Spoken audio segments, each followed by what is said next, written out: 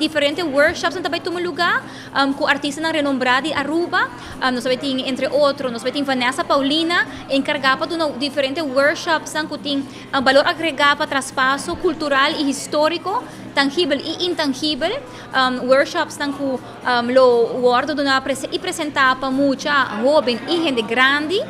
Nós também conta com uma sabra llena de 4 horas de inspiração artístico e nós também também programa de tour de ransom à noite, programa hoop leuk com a Wine and Arts Wednesdays, onde com Vanessa lo vai uma lesson de arte na diferentes grupos que lo quer motivar e inspirar de quebra-simão momento.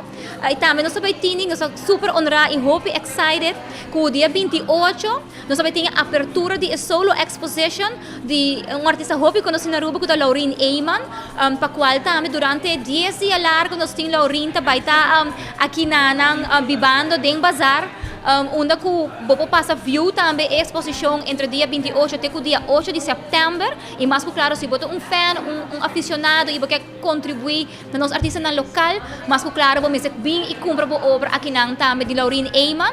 E dia 29, nós estamos indo para nós de 2 SDG Breakout Session, Sustainable Development Goals de UN, que foram instalados na 2005. E a season aqui, de 2 Breakout Sessions, nós estamos para de SDG número 3, Good Health and Well-Being.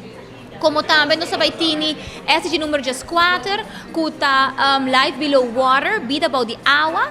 Nós temos orador na maneira Eric Mays, que também garga momento aqui na SDG Breakout Session número 2. Nós também temos também Ráfico, que já acaba de apresentar SDG número 1, com viaja mais também riba e panel de discussions.